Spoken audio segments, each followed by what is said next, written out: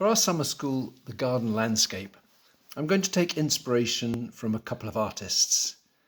Max Liebermann, illustrated here, was a German impressionist, really. He painted his own garden at Wannsee, and he worked in a very expressive, painterly style, using thick, colourful quantities of paint. And on the first day, I'm going to begin you with an exercise where we will work on a fairly small scale, applying paint to the painting using pieces of card. And I'm going to demonstrate that for you now. On our first day in Jock Tamsen's garden, which is part of Duddingston Kirk community project, I'm going to issue you with some postcard canvases, which I'll encourage you to tint with a brown mixture you could make from ultramarine and cadmium orange. And then I will get you, as I'm doing here, to sketch out a few lines to find your composition. Now, Jock Tamsen's garden, I think, is a great subject, has great subject matter because it's a very beautifully cultivated community garden. So there are very attractive vegetable and flower beds. There's wonderful kind of rhythm and pattern in the way the gardens are organized.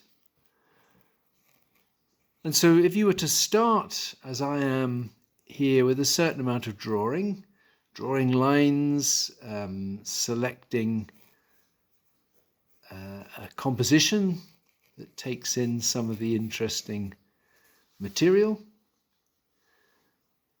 and then, as I'll demonstrate, I will get you to pre-mix colour and to start applying colour to this composition using small pieces of card. So that's my lines there. So having sketched out some of the main outlines for my composition, I'm now going to apply some of these pre-mixed colours that I've prepared on my palette, and I'll have some handouts with some suggestions for mixtures which will be useful to you, but I'm going to apply them with small pieces of mounting card that I've cut up, and in that way I'm going to be able to get a substantial amount of paint onto my canvas quite quickly. And applying it with a card, it's obviously going to go on in a relatively loose way, and many of these colours that I apply are going to sort of bump into each other, and there will be mixtures and accidental combinations just through the process. I also want to adjust these colours, so I've got a fairly dark colour in the sky at the moment, and I'm going to make some new sky colours to build on top of that, to float the paint so that colours sit on top of each other, and the quantity of paint that I work with will be substantial. Another thing that I'm going to do and guide you in doing as well is working to a certain extent from dark to light. It's a good policy using oil paint to establish darks fairly early on before there's too much paint on the painting, and to apply ever increasingly light colours to the areas of dark, or at least next to the areas of dark, as you build up the composition. So I've got this dark green made from some lemon yellow and some black. Again, I'll have that on a handout for you, just to give you some suggestions for some colours. But I begin with that one and then work around it, perhaps with some of the lighter colours. And I'll be giving you some lemon yellow, some yellow ochre and some cadmium yellow. So a range of yellows, warm and cool, bright and more muted. And if we can have some conversations about not only the way paint can be applied, what I'm doing is really trying to reflect some of the approach and handling of paint of an artist like Liebermann. I want to emulate that, but also I want to be able to talk to you about how to mix the colours that you see, and how to manage colours as they affect each other. So applying paint in this thicker, looser way on a small scale, there'll be a lot going on between colours and paint that will teach us a lot about colour and paint handling. And I can give you some explanations of colour theory as part of that. So I'll do a little bit more with a slightly lighter green around those bushes, and then I'll stop recording and move the painting on a little bit further, now that you see what I have in mind for our first exercise on the first day.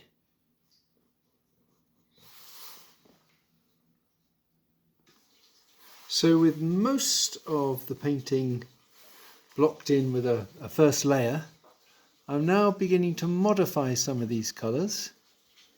So the things I'd mixed on the palette, I'm adjusting them, and I'm particularly wanting to bring out more lighter colours and brighter colours. And because the surface is covered and wet, and quite a small surface, I'm having to work wet in wet and find ways either of letting the paint mix because it's wet in wet, or floating it, floating the new colour on the surface of the old. For example, if I want to put a little bit of light at the top of these trees, then I've picked up the paint with the card and I'm trying to sit it on the surface and really draw with the piece of card.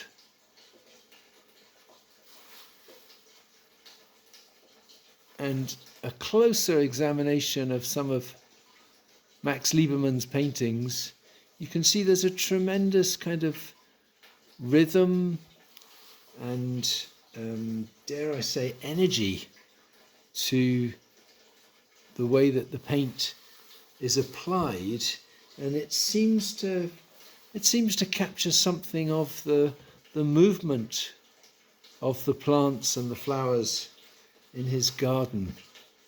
And by taking this approach of working on a small scale, using the implement of the card to apply paint, I think you will find that you are able to respond to your subject and also to the paint.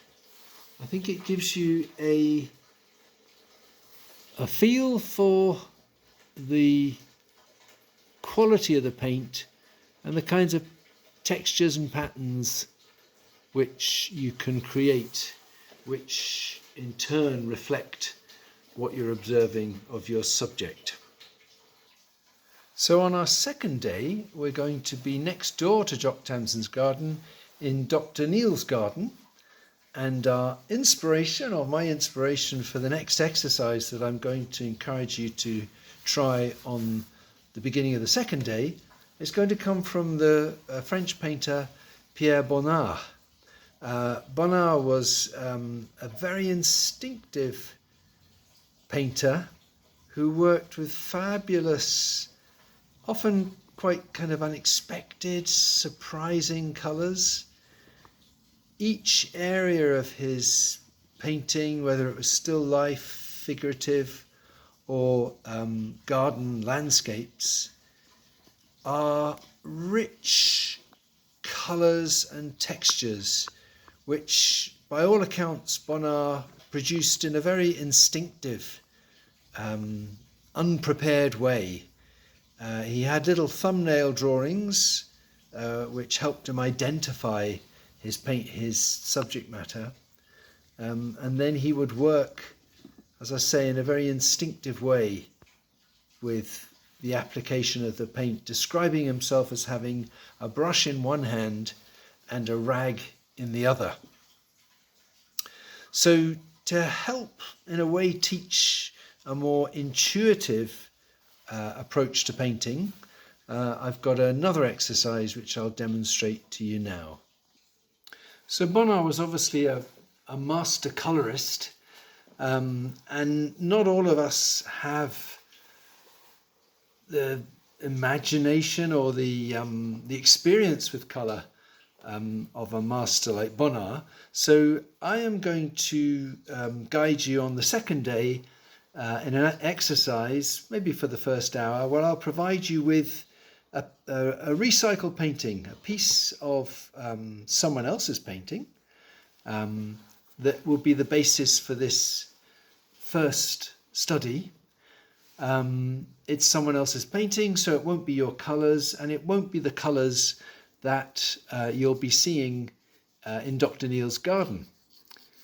And if you begin your painting maybe with some grey outlines in the way that I'm demonstrating now, and then begin to apply colour as you see it, on the basis of what's in front of you in the garden. But if you apply colour in such a way that you can still see through to the old recycled painting, then there will be almost suggestions of colour mixtures, unexpected colours and so on, given to you by the old painting. You could apply the paint, I suppose, with pieces of card in the way that I've just demonstrated in the first exercise, or you could use brushes, perhaps smaller brushes, and make sure that you leave gaps so that you don't obliterate what's being offered by the painting underneath. So that's as much as I want to do as an outline. Some of you have done this exercise in the studio already, and you know that at first it can be a little bit difficult to see through that noise that the old painting creates. But the experience of people working in the studio was that because there's already a surface there, not only do you get these exciting colour mixtures, but you also get fast. The old painting, because the whole surface of the canvas is covered, is almost allowing you to start the painting halfway through, because there are colours, shapes, textures and so on already laid down. And the art of this particular approach, I think, is to stand back a lot and, as I say, not obliterate what's underneath, but see what the potential of some of these given colours is for your particular composition. Now, Dr. Neal's garden, I mean, I feel like Bonnard could almost have designed it for himself, because it's a fantastic higgledy-piggledy piece of gardening with lots of colour, a whole variety of different spaces with different styles of plant and ranges of colours and so on. So there'll be lots of inspiration for you to work with colour, and by taking this approach in the exercise, we'll also be able to have some conversations about colour theory, about what colours go with what, and about perhaps why, if you decide to leave some colours showing through from the old painting and you want some guidance about what to keep and what to eliminate, or you want to understand why something works, if it is working, then that will give us the chance to, as I say, have a conversation about colour theory and the way in which colours affect each other, and what you might decide to do next in order to enhance that relationship between the old colours that you're given in the recycled surface and the new colours that you apply.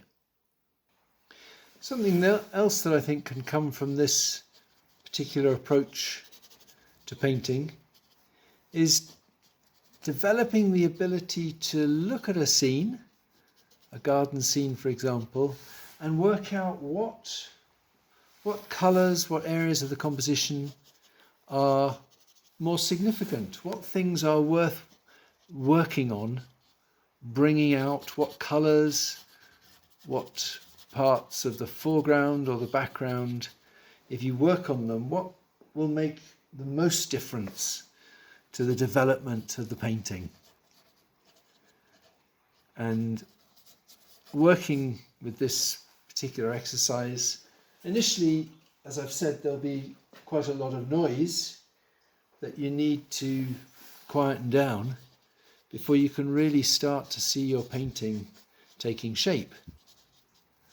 And if you can get better and better at identifying what the particular noise is that should be quietened, silenced, and be replaced by your observations, then that's a really useful thing to develop in your painterly eye. So I'll stop that there. I think that's given you an idea of what I have in mind. My painting's beginning to come together, and I've endeavoured to combine both the colours and possibly even the textures, it may be the case, of the old painting with the mixtures that I've made up based on what I'm seeing in the image I have of Dr. Neal's garden. There are certain colours I was given, the blue, the yellow, this is a bit of someone's arm, a kind of pale orange, and it may be that I see a role for those colours in other parts of the painting, and therefore it would be wise for me to not only mix the colours that I'm seeing but to read the old painting and read what it's offering to me, and make some of those colours and use them more positively in other parts of the painting.